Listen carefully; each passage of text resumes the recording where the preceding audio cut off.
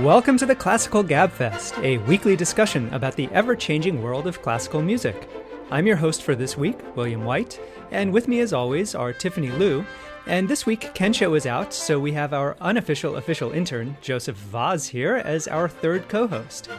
This week we'll be discussing a Canadian youth orchestra's response to an off-key car ad. Then we'll talk about the depiction of an orchestra audition as portrayed by LIZZO on Saturday Night Live. And finally, we'll talk about the mysterious connection between Jeffrey Epstein and a cello owned by his now discredited foundation. But first, we like to start with our prelude segment. So, Joey, what do we have today? This week, we'll be playing a round of everyone's favorite game, Name That Tune, aka Stump the Hosts. And now, Free Zone presents Name That Tune. Music games don't come any simpler and any more intimidating than Name That Tune. And this game is especially fraught for our hosts, since none of them know what they're about to hear. That's because these Name That Tune submissions come from you, our loyal listeners. Your hosts make no guarantee that they'll be able to identify precisely what these pieces are, but we hope that hearing their thought processes will elucidate something about how they listen to music, and provide some entertaining musical banter. So that none of them can see the submissions, I'm once again here to officiate unofficially. Today's Name That Tune rounds are bound by a common theme, in the form of a hint up top. I'm telling you now, all three submissions we will hear today are by American composers. How helpful. Yeah, very helpful. And we should mention right now that we also, since Kensho isn't here today, we've got Sunny Sia, who is our social media guru for a little while longer. She's going to help us out on the team. So, Sunny, thanks for being here today. Thanks for having me. All right. Today's first Name That Tune submission comes from listener Jeff. Here we go.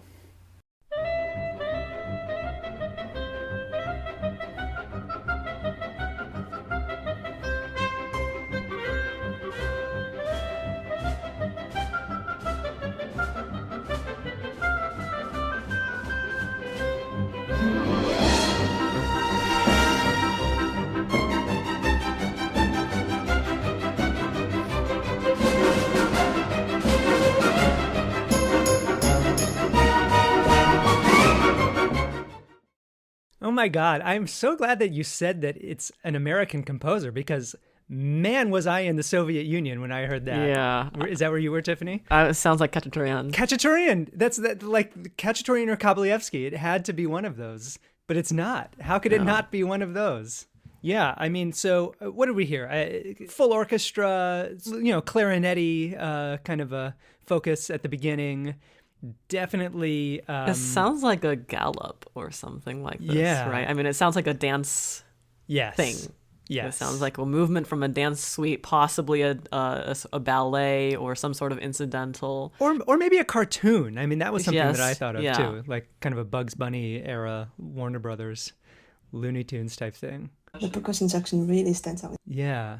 Gosh, who was writing stuff? I mean, I could imagine Bernstein conducting something like this. Yeah, I don't think this is Lenny. I mean, it had a Gershwin-y sound a little bit, but no. It went on for too long in the same vein, right? Yes, yeah.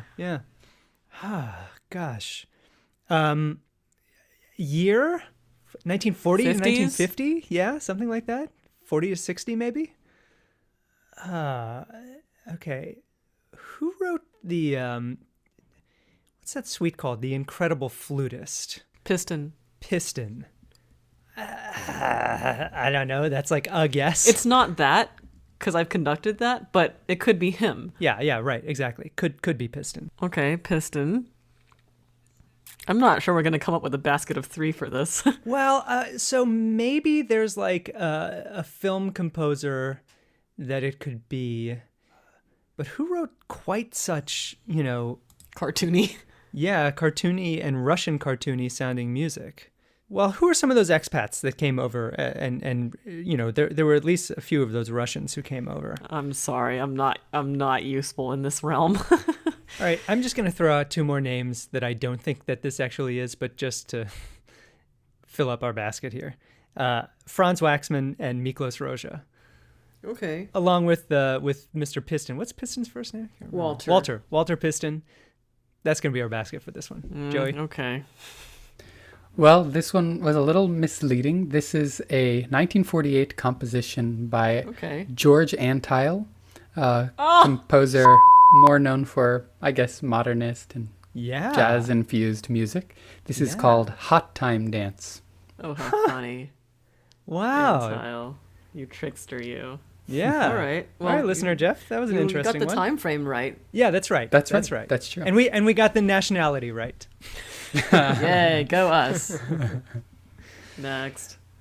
Our next submission comes from listener Steve. Here we go.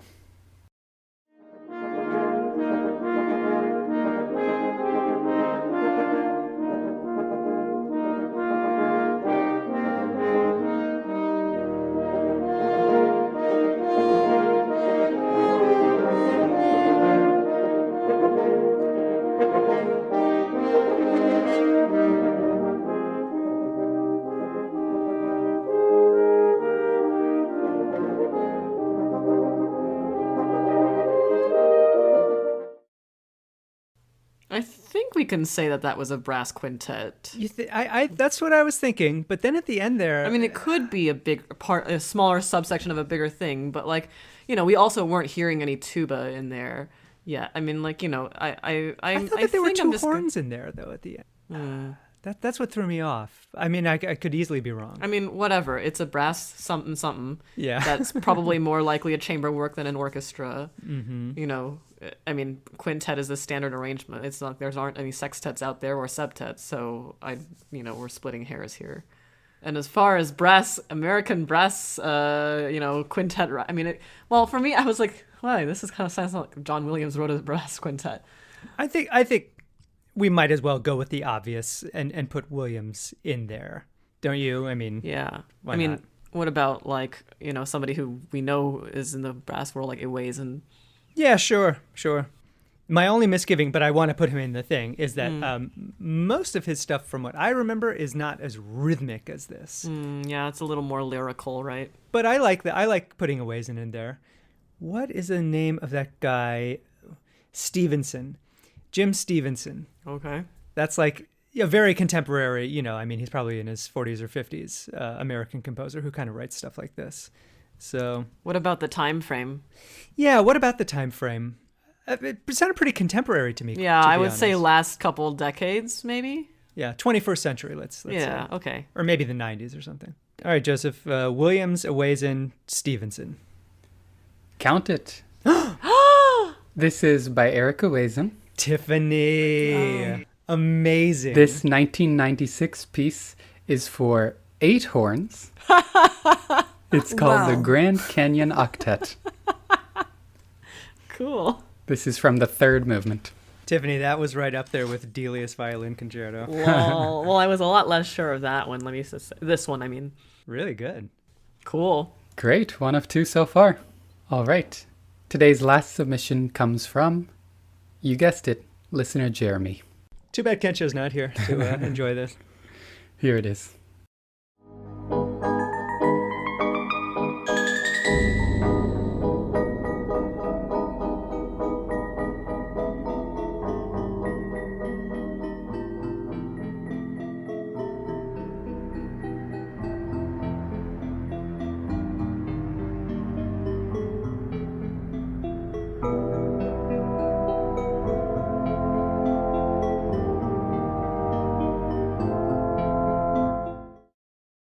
Is that a concerto, a percussion concerto?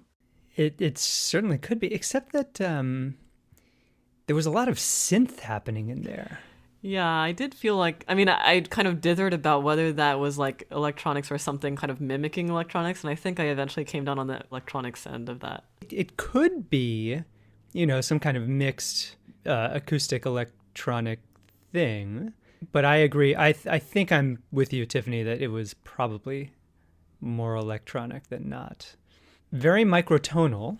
Well, I think it's like there's an instrument that is microtonal, right? I think the general landscape of that piece is not. I think the dialect is not, but the instrument that they're using is. I don't know. I think it sounded more Well, microtone just means that it's not, tuned to the 12 equal. Yeah, and what I was hearing was like, something like it's not a gamelan, but like it felt like very gamelan influenced, right? Like that, but like none of the rest of the instruments around it, for instance, like the synth is not like playing microtonal. So I'm saying like this is a piece featuring a microtonal instrument that was written sort of for a Western-ish context. That's what it feels like to me. I don't know. I think that that last synth thing that we just heard had microtonal elements to it. Okay, so frankly, it sounded actually the synth and the landscape, the tonality landscape of it sounded a fair amount like the music by my former composition teacher, Easley Blackwood, from his microtonal etudes from the 1970s. It's not one of those. I mean, I know those completely. Would you say that this was around that era, you think, or is it later? Boy, certainly not earlier.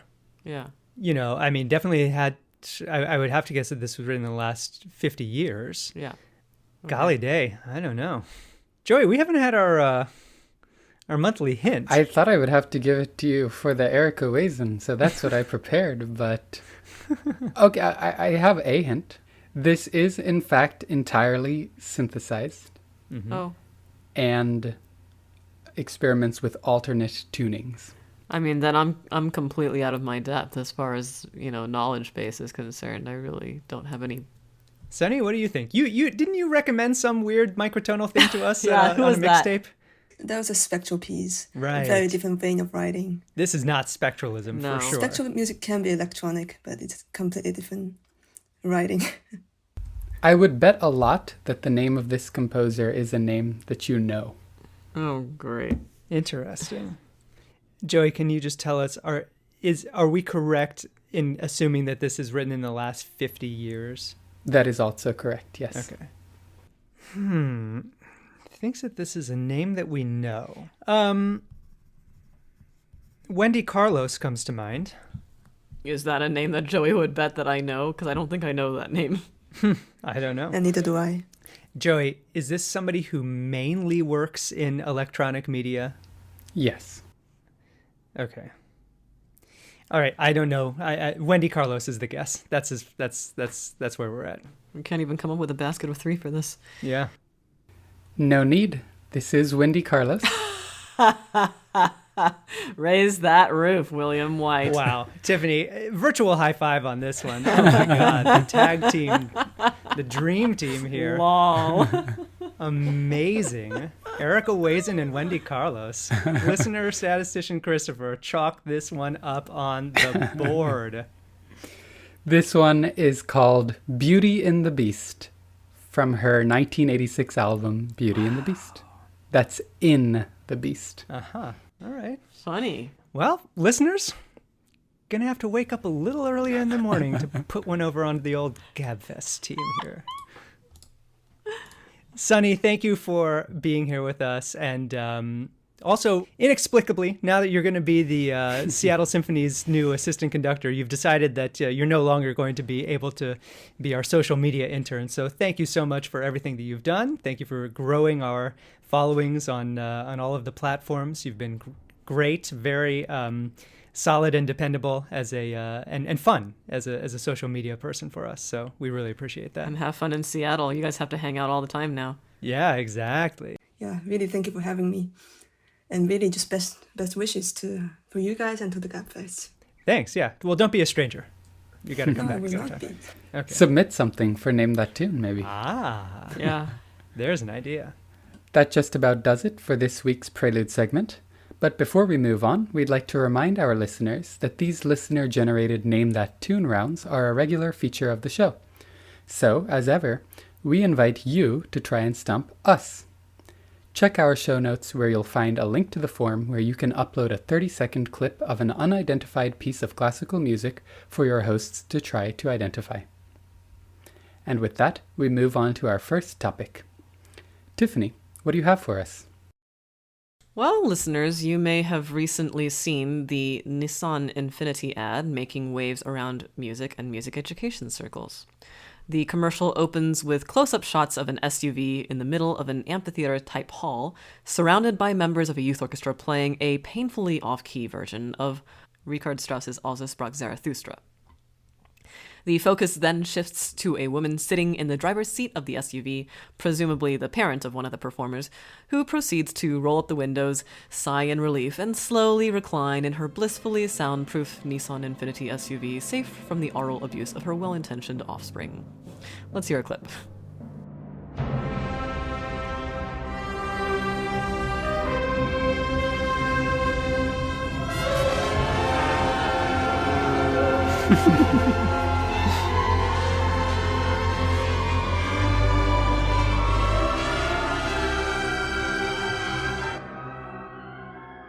Introducing the all-new Infiniti QX60. You may also have seen a masterful social media rebuttal to this ad released last week by the New Brunswick Youth Orchestra. It's a message from orchestra president Ken MacLeod in a 60-second video that mimics the original commercial's tone and style. "Have you seen the new Nissan Infiniti ad?" MacLeod asks the viewer as he opens the door to his concert hall. "Can you imagine? A big company like that couldn't find a youth orchestra to play the music." As you hear a much more tuneful and compelling version of the same Strauss tone poem, MacLeod says, "They should have called us, the New Brunswick Youth Orchestra." MacLeod said he hopes this video sends the message that youth of all levels of skill and talent should be encouraged to play music. "We wanted to respond to the original commercial in a fun and humorous way. Even though the original commercial was tongue-in-cheek, there's this tired old stereotype of youth and bad music. And so our message here is that all kids have talent and can shine on any stage, anywhere." All right. Did you guys encounter this in the wild, or was it like only the social media furor afterwards where it caught your attention?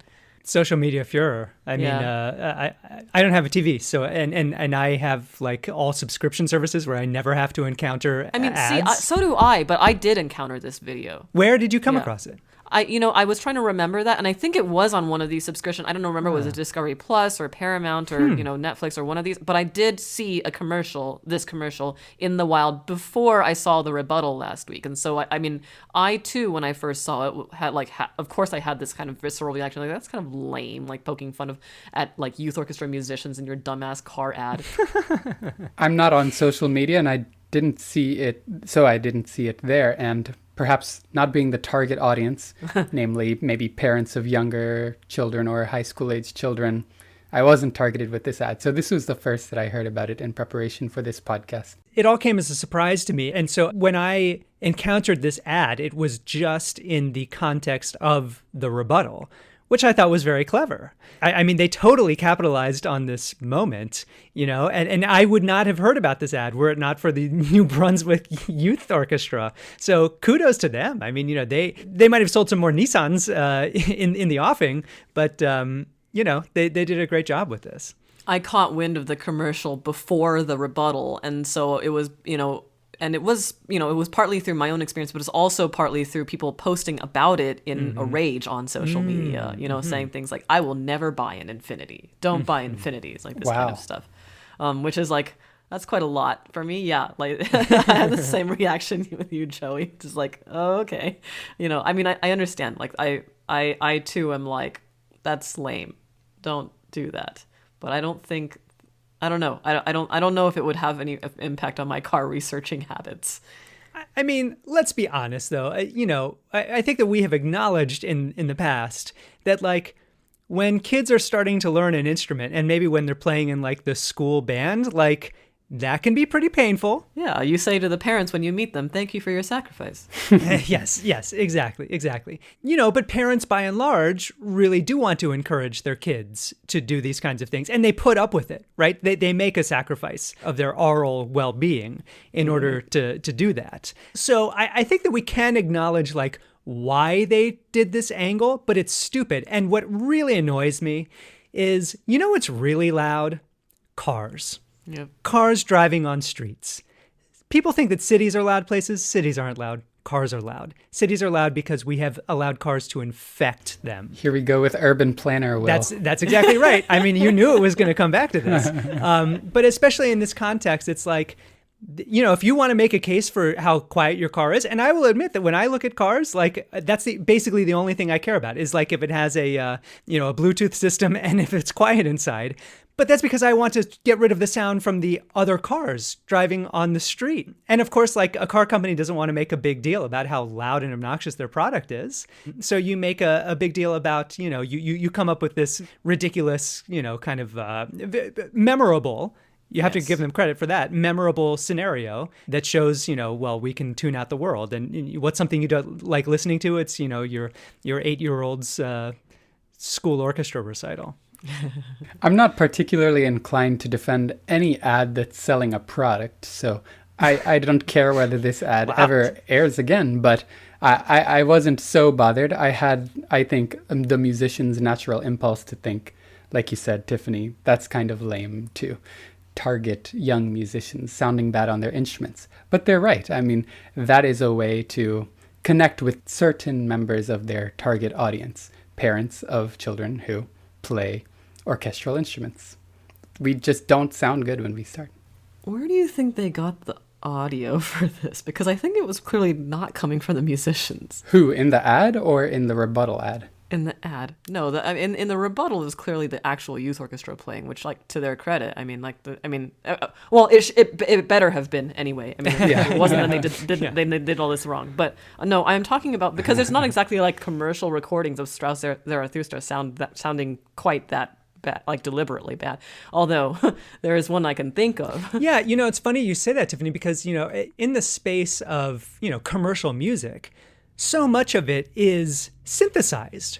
And that had to have been played like purposefully badly by human beings, or maybe, not unpurposely badly by like actual young people. It seems it would be strange for like an ad agency to go out and hire a bunch of 12-year-olds to play that. So do you think, that's a really good question. Was it a bunch of studio musicians who were told to play like badly? That would be actually really funny. Like that would have been a fun gig. Like, please hire me to play that badly. Like, that sounds really fun.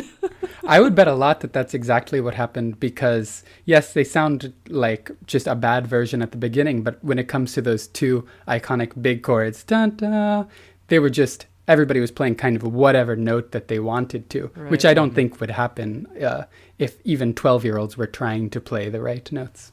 Right. Mm-hmm. Well, hey, I mean, then maybe this ad isn't so bad after all. Musicians got paid. Creating work.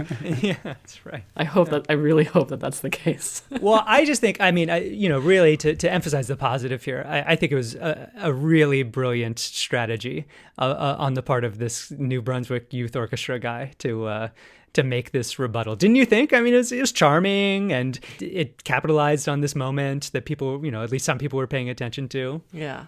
And I think, I wonder what opportunities in the adverse, I guess, that were missing along those lines. Like, it was very obvious from seeing the original ad what they should do. Mm-hmm. But like, should youth orchestras be doing more of this kind of thing, generally speaking? And is there a compelling way to do that? Because who wants to watch another 60-second video of a youth orchestra advertising themselves in the same old stuff? Yeah, like this was clever, and it was playing on a moment, like you said, Will. Yes, it was a genius use of the moment to make an ad for something that otherwise people would not. It's just hard to have a basis for an ad for a youth orchestra that airs on TV, I assume. It's not really an ad. Right? It's not like they're saying, come join the New Brunswick Youth Orchestra. It's more like, here's a message, and it's topical, and people will remember this. Right. Because it's video. And because it was just a social media thing, it's not like they had to like pay for ad time on, platforms or whatever it is. Mm-hmm. So it doesn't qualify kind of commercially in the way that you might expect. But this is an interesting idea, right? That we can release videos that are not necessarily educational and not necessarily advertising, but that are topical. Yeah. Yeah, brand building, industry building, awareness building kind of a campaign. Yeah. Good for them. Yeah. Good for them indeed, yeah. And with a sense of humor to boot. Okay, well, let's go to Will for our second, we might be hitting some of the similar notes here, but Will, why don't you show us about our next topic today? For our second topic, we have a tremendous bit of excitement because the world of classical music has made one of its rare pop-up appearances in the realm of pop culture. Oh joy, oh rapture unforeseen. The American singer, actress, and flautist Melissa Vivian Jefferson, better known by her stage name LIZZO, hosted an episode of the long-running NBC sketch comedy program Saturday Night Live on April 16th.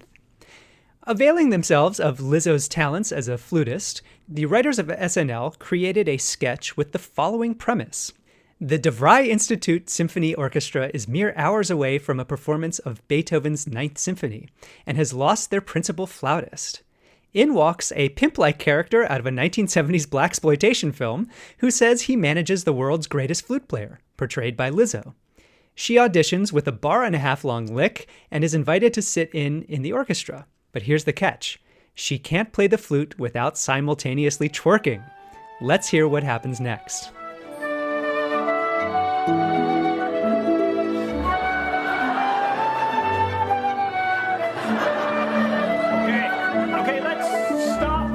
Let's stop. Hey, why are you stopping, Jackie? We just in the groove. Oh, I don't know. Maybe because she was twerking on our bassoonist? This is a traditional symphony. You know, one where you sit down and play. Oh, so you want me to sit down on the twerk? Got it. No,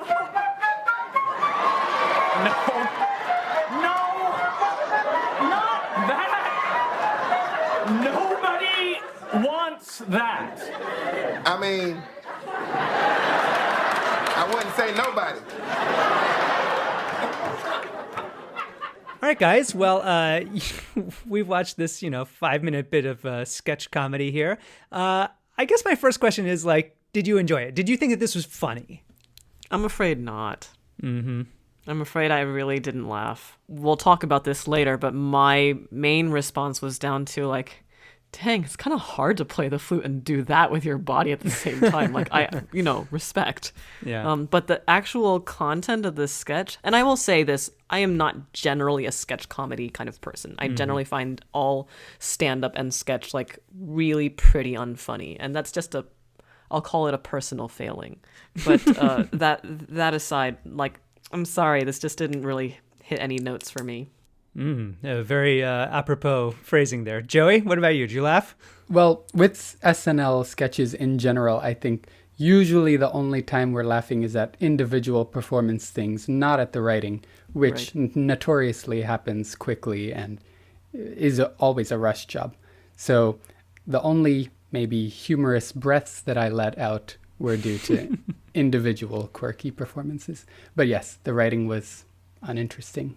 Yeah, I mean, to me, an SNL sketch, it's kind of like an Onion article. I always find the Onion headlines very funny. And then, what people might not know is that you can click on a link and they've written out a whole article that is, a spinning out of that premise of the headline. And it's 2 sentences in, the joke is done. It's like in SNL, the funniness is often the premise. Yeah. Rather than the actual, then the next 5 minutes are just sort of boring. Now, I will say, I did think it was a little bit funny. There was kind of a twist at the end of this, right? So what ends up happening is Lizzo gives this sort of emotional speech about how, when she found music, it was made her move her body, and then she thought, maybe I can play the flute, and she discovered it, and now she can only twerk and play the flute at the same time. And so then there is this very kind of a funny moment when the violinist stands up and does this thing that is like a moment from an inspirational movie, right? And she says, well, what if, if we can't all sit and play our instruments, then what if we were all twerking? And that is the one funny turn or the one funny line. And then they all stand up and twerk and do their thing, and the conductor's twerking. But he's pretty uncoordinated. The actor who's doing it, he can't really move his hands and twerk at the same time, which you would think would be the easiest one to do. It's just like everything else the conductor does. Yeah, right, exactly. I mean, I think I've definitely met some conductors who could not conduct and twerk at the same time. So, that one little moment was funny, but boy, getting there, the middle 2 or 3 minutes of this was just, ugh.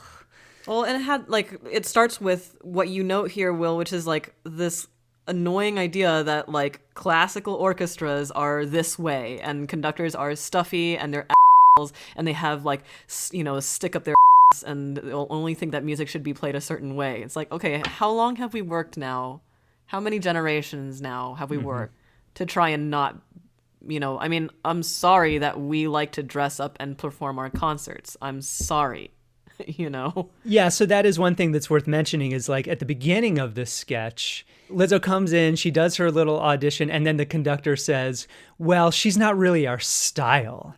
Which is so problematic. So problematic. I mean, I actually gasped at that comment. I was like, whoa, like, it's one thing that this is comedy sketch and like you're trying to, but like you are putting those kinds of words in like essentially a whole genre's, mouths. And it's like, if anybody actually said that now, like that's grounds for an actual complaint. Oh yeah. And it's like, I mean, I know a lot of comedy is based off of things like that, but it's like, we are in a moment where you can't throw around words like that. Mm-hmm. Right. And then the harpist character says, don't be racist. I mean, they call it out a little bit, but a little still. But the fact that they wrote it in the first place, and like, I mean, it all just sort of, we're just being prickly classical musicians, right? And I hate this stereotype. I'm not that, but like sometimes I feel like, and I'm gonna go on a little bit of an aside here, but like sometimes I feel like because my students feel like I'm a real human being and that I can level with them and I can curse and I can tell stories and I can acknowledge that I like baseball and rap, sometimes they think, oh, that must not be, like, you're not one of them. You're not a classical musician in their mind, actually. Like that's the impression they get. And then they feel very much at leisure to sort of unload on classical music or orchestra, to me, or my colleagues who are also classically trained, which is like, what's going on there? Like there's sort of a fundamental misalignment between what people think is classical and what actually is the case, even though it's like the evidence is right in front of their faces. It's literally me. It's funny. So Kate McKinnon's character, the harpist, says, don't be racist.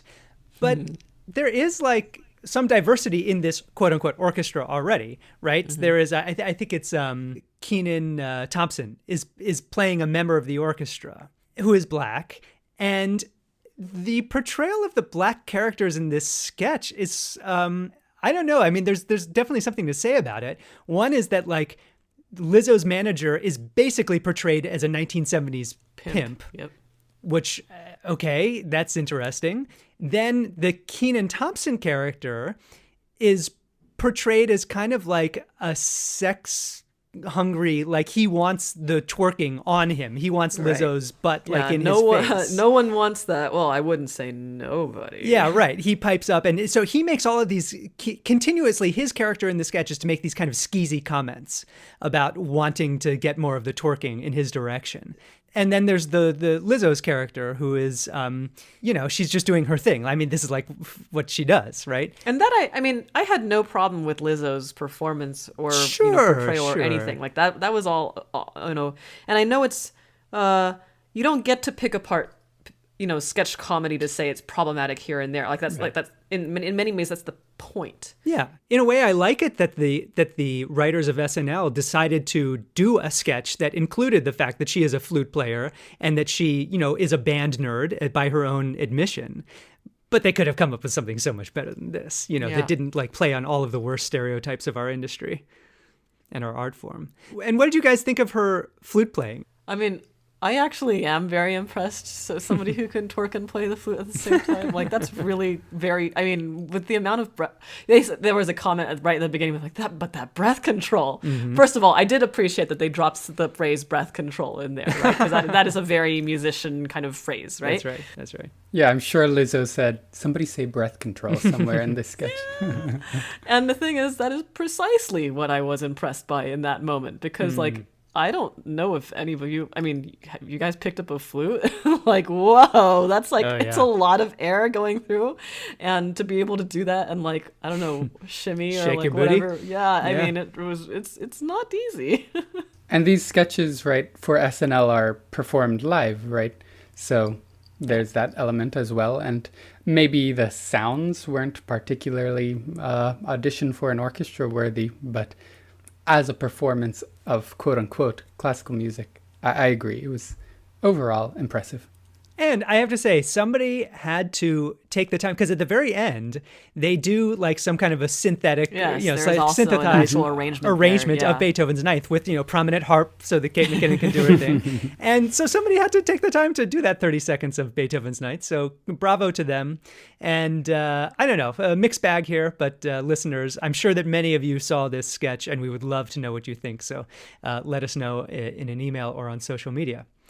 All right, I think it's now time for our third topic. Yosef.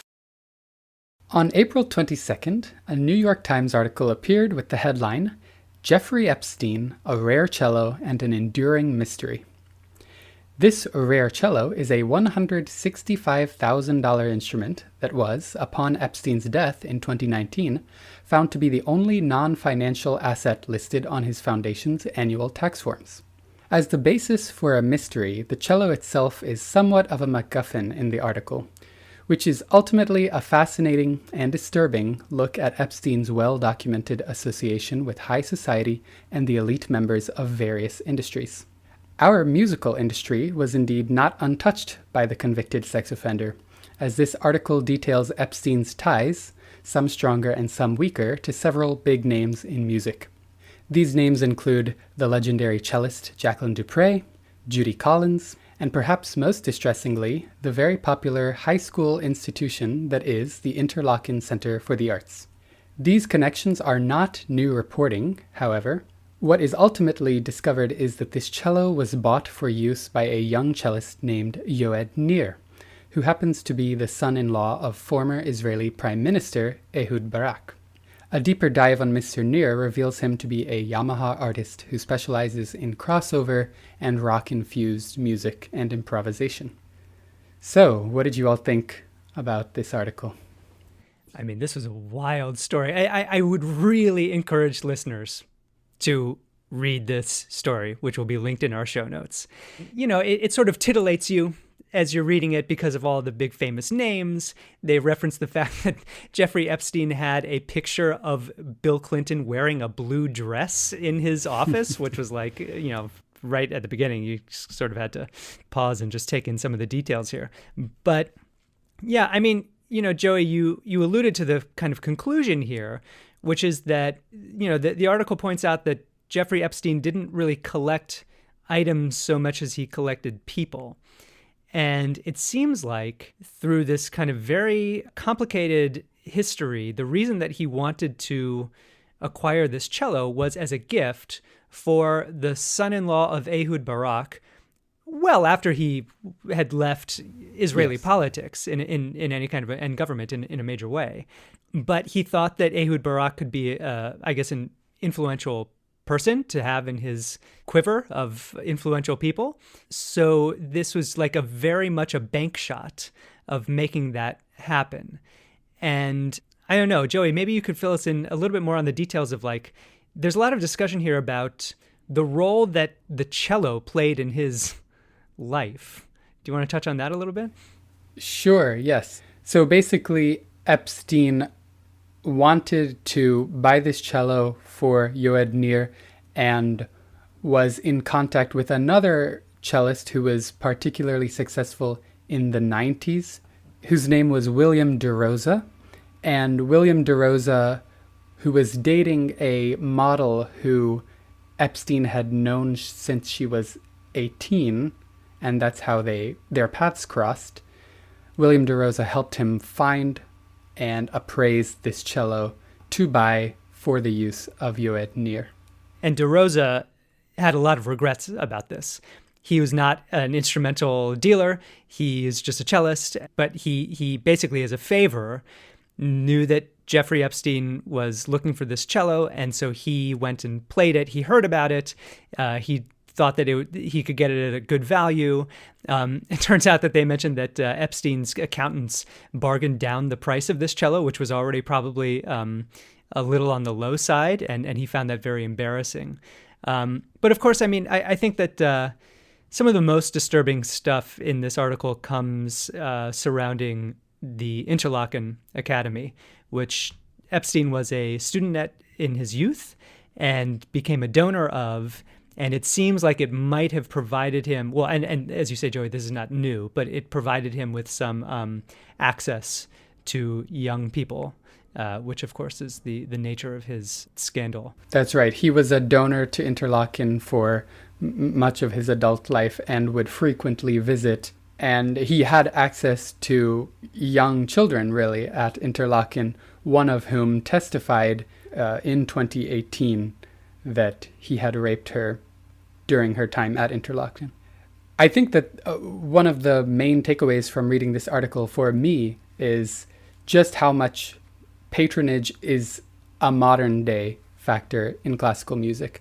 We think of the court system and before that the church patronage in classical music as over, but classical music is still to some extent a charity case in our society sometimes, and that includes patronage by very high-ranking and elite members of society, which can be very dangerous for all involved.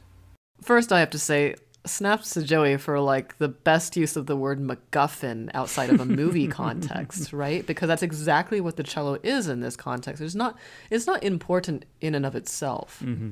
You know, what it represents is an object of great value, well, greatish value, right? The cello is clearly like one of the things that he used. It was both a tool and a symbol of his access to this young cellist that he was trying to cultivate. So that was sort of, you know, it did seem like it resolved in this sort of interesting artistic fashion in a way. I mean, so to me, this read, because, and Joey, because you used the word MacGuffin, like, I'm realizing this reads to me a little bit like a movie in a way. Mm-hmm. But for me, like, the fact that a cello is involved in this story is like incidental to the substance of what the story is, and like we already knew most of the most important parts of the story. Yeah, I totally agree with you there, Tiffany. But then again, it is sort of strange, like the role that cellos have played in his life. Like apparently he probably concocted a story early in his life that he like played piano with Jacqueline Dupre. There's, I mean, like when she was married to Daniel Barenboim, like it doesn't add up that, you know, in like 1971 he claimed this. But would we be saying the same thing about how it's funny that it was a cello if it was like, let's say, a baseball? You know, from his like young, you know, childhood hero that he like threw a ball with and like, you know, got coached by. Like, would we blink twice? Maybe the New York Times is using massive associations of classical music to high society that are already latent in many people's minds to get more clicks, probably. Like you say, a baseball doesn't hold that same societal implication that a cello clearly does for many. It's true. And so part of what the article goes into is, you know, the value of these rare instruments, which we've talked about a lot on this podcast, and about how like cellos and violins made in the one thing that was funny was like there was a quote where the guy said, you know, this is one of the finest modern cellos, and then in parentheses they had to write, modern string instruments are considered anything made after the Italian Renaissance. Right. But yeah, the fact that these instruments are so expensive and they are used as stores of value, and that ends up being a strange twist at the end of the story, is that this instrument was bought by like essentially a you know, sort of hedge fund guys, and they've now monetized it into an NFT, which is like, well, I agree with both of you that in a lot of ways the cello is sort of it is a MacGuffin. It's doing some lifting in terms of just the associations that it provides. But I would say that the article does, you know, it explains why this particular object has a particular value. And, you know, it's not the same as a baseball, I don't think. For one thing, it's just, you know, it's a rarer thing in the world. It depends on who I mean, like, baseball signed by blah blah blah blah. I mean, like you can Sure. You can find objects in any field that like ascend to this level of kind of, you know, coveted status. Mm-hmm. So I mean, Joey, maybe you have the right angle in terms of just thinking about, okay, you know, how does our field naturally set itself up along these kind of power structures that, you know, grease the wheels for these kinds of interactions that obviously we would like to eliminate, this kind of cultivation of young, you know, talented musicians, or you know, to be, well, you know, even in the most innocuous of forms, in your own image. But yeah, I mean, as a story about music, this was only sort of maybe, you know, it just happens to be a musical object. Well, I do recommend again that article to all of our listeners. You can find it in the show notes. And let's go to Tiffany for our classical mixtape. In our classical mixtape, we each recommend some music that's caught our ear this week to share with our listeners. And since this is our 88th episode, we thought we'd devote this week's mixtape to the piano. So, Will, what do you have this week? I've chosen music by a composer who I think we don't often associate with the piano, but longtime listeners of the show will know that a couple of years ago now, early in the pandemic, I wrote a piano sonata for our good friend Joseph Vaz here. And in preparing to write the piece, I studied a lot of piano repertoire. And lo and behold, I come to find out that Jean Sibelius wrote a piano sonata, which was like the last thing that I had ever expected. It's an early-ish work. It's from 1893. And he actually wrote a fair amount of piano, like miniatures, throughout his career, all of which I really like. But this piano sonata, even though it's early, it has many of the Sibelius hallmarks. And it's a tight little 17 minutes, 3 movements, each one of them very delightful. So I think our listeners will get a kick out of this. So this is my submission to the piano mixtape for good old episode number 88.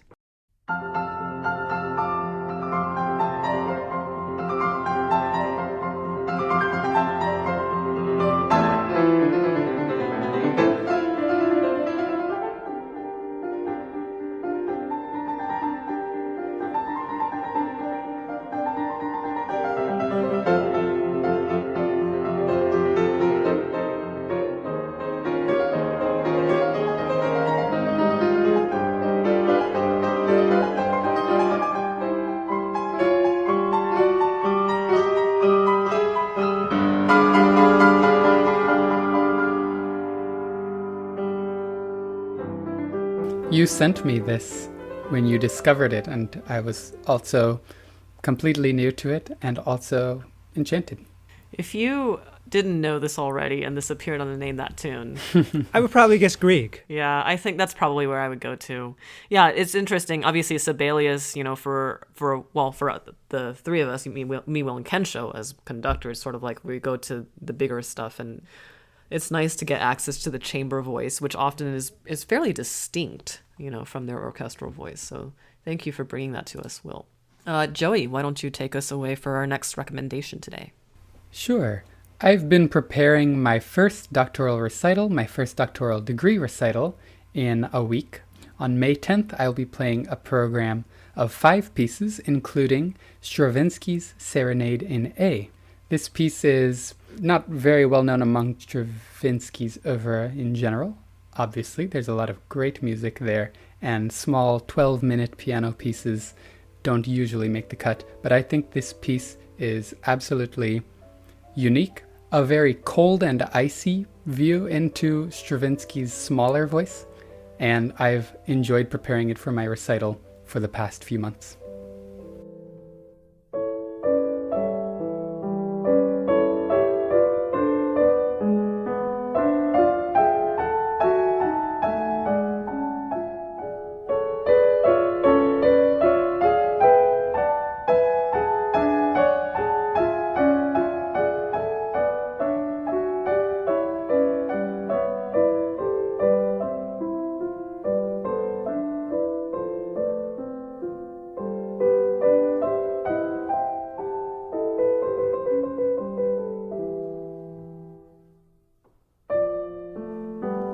So Joey, can I ask how you came across this piece and how did you decide to include it on your degree recital repertoire? I basically became a Stravinsky neophyte in the past couple of years. I started looking at his piano music with his most played piano work, which is his transcriptions of 3 movements from Petrushka, and listening to more orchestral work and eventually other chamber and all sorts of instrumentations by Stravinsky. I came across this in my listening to his piano music. I really wanted to play it. At the doctoral level, I'm more or less allowed to play what I want to for my degree recitals, and I took the chance. Cool. Well, it's very fitting that we had you on as guest host today, Joey, for this mixtape in particular, but also the entire episode. But for our piano mixtapes, we like to have a legitimate pianist on the podcast. So thank you for that recommendation, and good luck on your recital. Thank you. Yeah, are we going to get? Is there going to be a link that we can drop into our show notes? That would be fantastic. Yeah. Fantastic. Everybody needs to watch Joey. It's on Tuesday, May 10th. Is that right? Tuesday, May 10th at 1 p.m. Eastern. So if you want a little lunch break or during work background music, I'm your guy. Excellent. All right. Here's it's more of an amuse-bouche than anything. This is by Teresa Carreño, a little piece called Venise, Rêverie-barcarolle, played here by Rosario Marciano on the piano.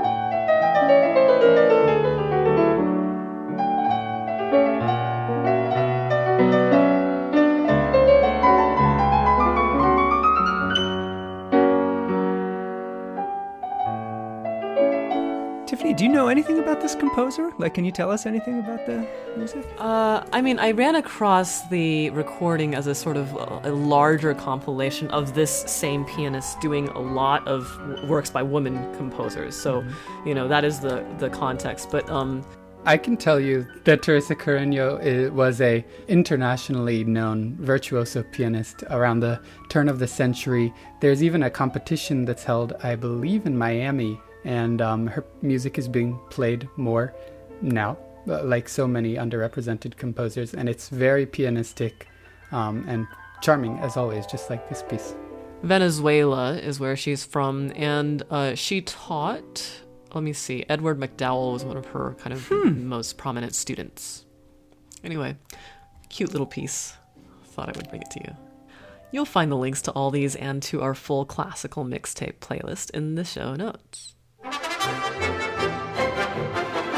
And with that, it's time to wrap up this episode of the Classical Gabfest. I'm William White, and on behalf of Tiffany Liu, Joey Vaz, Sunny Sia, and Kensho in absentia, I'd like to thank you so much for listening and to encourage you to subscribe and rate us on your podcast app. We'd also love your help spreading the word about this show on social media, where you can find us on Facebook, Twitter, and Instagram. You can reach us at classicalgabfest@gmail.com, and we'd love to hear from you. Until next time, happy listening, and we'll be with you next week.